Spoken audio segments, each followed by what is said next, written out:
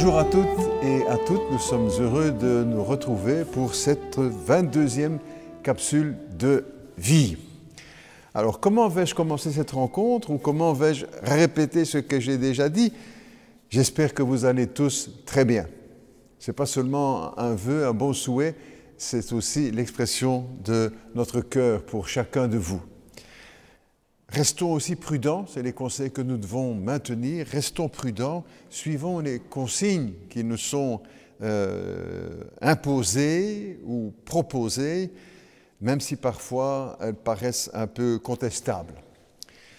2 fois, je vous ai proposé la lecture de citations de personnages de l'histoire, très connus ou moins connus pour certains, et qui ont, pour connaître ce qu'ils ont dit au sujet de la Bible, au sujet de la parole de Dieu. Des personnages, comme je dis, connus ou moins connus, des acteurs, des scientifiques, des écrivains, des poètes, des philosophes, des sportifs, des musiciens, des théologiens, des politiciens. Voilà un éventail très large sur ce qu'ils ont dit concernant la parole de Dieu. Et je sais que cela a accroché et retenu l'attention de beaucoup de personnes. C'est pour cela que je vous le propose pour une 3e fois, enfin à peu près une fois par mois, ces citations. Premièrement, peut-être juste avant, quelques chiffres au sujet de la Bible. De rappeler que c'est le livre le plus lu au monde. Depuis que les statistiques sont faites sur les impressions de Bible, c'est toujours ce livre qui remporte le premier prix. C'est le livre de tous les records, on peut le dire comme ça, le livre de tous les records, le best-seller de tous les temps. Le livre le plus traduit. Aujourd'hui, la Bible est traduite en plus de 350 langues différentes. Et puis vous avez des parties de la Bible aussi qui sont traduites par la Bible en entier, mais des parties, 1700 traductions, des parties des portions de la Bible. Le texte le plus imprimé au monde, 1,5 milliard d'exemplaires. Et puis encore, c'est le livre le plus diffusé, 15 millions de Bibles chaque année, ce qui fait, j'ai les chiffres devant moi, 41 000 Bibles par jour, excusez-moi, 1700 Bibles par heure, ce qui fait dans le monde une Bible toutes les 2 secondes. C'est vraiment le livre de tous les records et aussi le livre qui a changé des millions de vies. Alors, une première citation de Denzel Washington. C'est un acteur noir américain, c'est le fils d'un pasteur. Et il dit ceci: « J'ai commencé, il y a bien des années, à lire la Bible d'un bout à l'autre. Je trouve chaque jour dans la Bible des réponses à des questions où j'y trouve des sujets de méditation. Pourquoi suis-je là?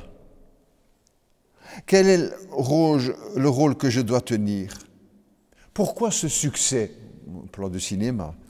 Qu'est-ce que je suis censé en faire de ce succès? La foi est importante, continue-t-il. Quand je regarde autour de moi, le monde d'aujourd'hui, cela me rassure de penser qu'il y a un Dieu. » Denzel Washington. Un autre exemple, on tire dans un autre domaine, un athée, fervent adversaire de la Bible, de la foi chrétienne, Thomas Huxley, qui a écrit d'ailleurs plusieurs ouvrages contre l'écriture. Et il dit pourtant ceci, écoute bien, « Je dois confesser combien je suis perplexe en cherchant une base de conduite morale pour l'état chaotique de notre monde sans l'emploi de la Bible. » Quand même intéressant de retenir ça de la part d'un athée. S'il n'y a pas cette base de la Bible pour fonder une morale, pas moyen d'en trouver une.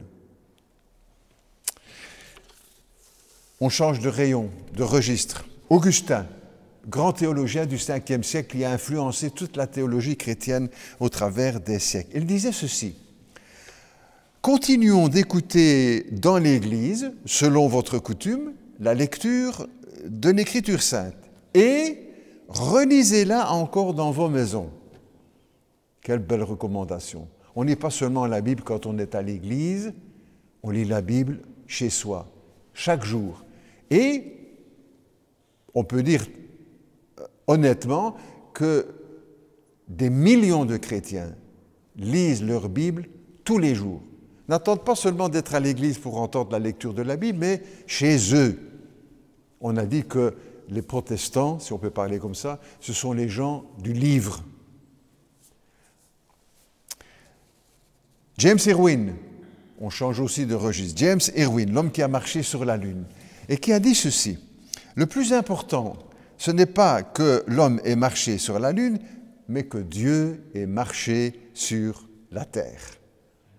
Quelle belle humilité de sa part, n'est-ce pas?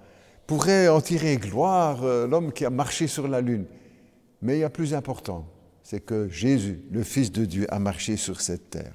Charles Spurgeon, prédicateur, pasteur, très jeune, à 19 ans, il commence de prêcher l'Évangile, il est pasteur déjà à 19 ans, et plus tard, il fait connaître sa prédication, et il fera construire à Londres un temple, une église qui pourra contenir 6000 personnes. 6000 personnes. Et la salle était remplie tous les dimanches à la prédication. Il dit ceci, Charles Spurgeon: la Bible dans la mémoire vaut mieux que la Bible dans une bibliothèque.